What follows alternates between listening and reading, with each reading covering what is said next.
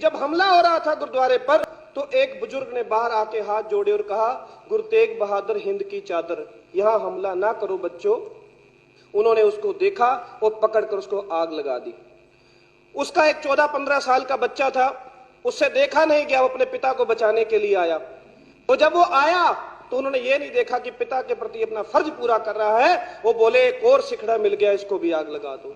वो बच्चा जलाया गया, 60% जला था, बच सकता था, लेकिन पुलिस ने उसको हॉस्पिटल नहीं ले जाने दिया, सेवादारों को उसको पानी नहीं पिलाने दिया। 6 घंटे तड़प तड़प कर वो बच्चा वहां पर दम तोड़ गया। ये हालात हुई। 2-2 महीने के बच्चों को चूल्हों पर रखकर जला दिया उस नफरत की आग ने। अगर इस दिल्ली के अंदर जो कत्लेआम हुआ, जैसे अभी मनीष जी कह रहे थे ना कि रिपोर्टिंग करते वक्त क्या करते हैं, मनीष जी उस समय मीडिया को सांप सूंघ गया था। उस वक्त जब 3000 लोग जिंदा जला दिए गए, अखबारों में एक खबर तक नहीं आई।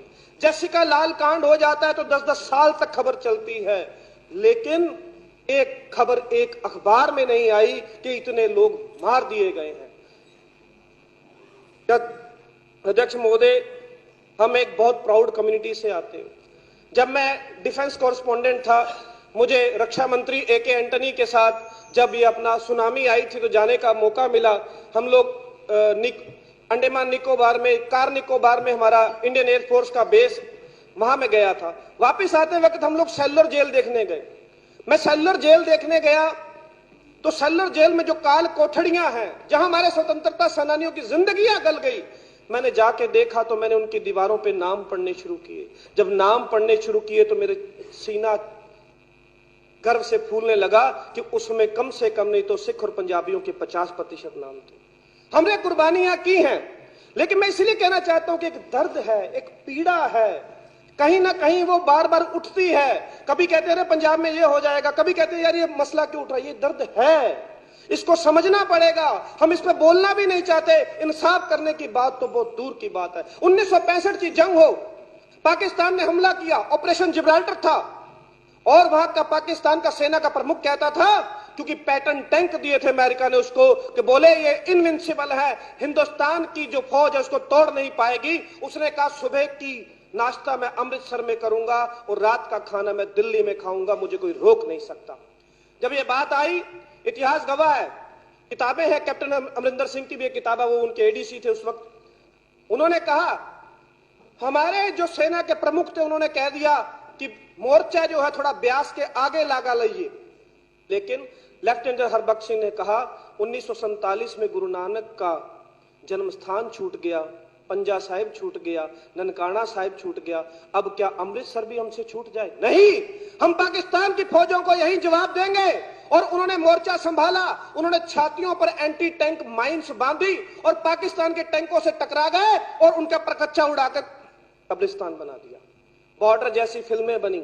1965 की जंग हुई, 1971 की जंग हुई। लेफ्टिनेंट जनरल जगजीत सिंह अरोड़ा, जिन्हें बांग्लादेश वार का हीरो कहा गया, अभी हमारे प्रधानमंत्री गए थे बांग्लादेश तो एक उनको तस्वीर दी गई जिसमें जब 93,000 पाकिस्तान के फौजियों ने सरेंडर किया था और बांग्लादेश की वार जीती थी तो वो लेफ्टिनेंट जनरल जगजीत सिंह अरोड़ा की थी। लेकिन 84 में उस लेफ्टिनेंट जनरल जगजीत सिंह अरोड़ा के ऊपर हमला हुआ।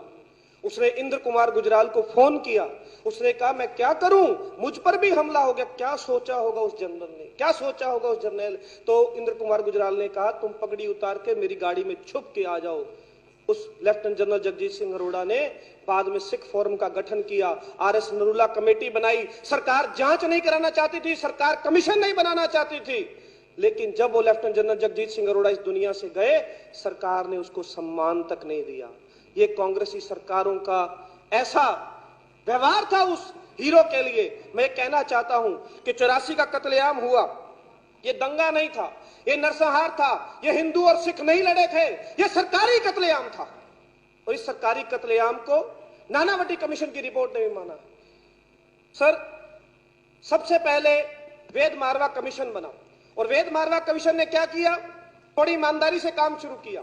उन्होंने सारी पुलिस थानों के रोजनामचे जब्त करा लिए कि भाई क्या शिकायत आ रही थी, लेकिन उस समय की पुलिस ने जब वो रिपोर्ट देने वाले थे उनका कमीशन भंग कर दिया। रंगनाथ मिश्रा कमीशन बना दिया। रंगनाथ मिश्रा कमीशन ने सबको बचा दिया, जब सबको बचा दिया तो रंगनाथ मिश्रा को राज्यसभा भेज दिया गया।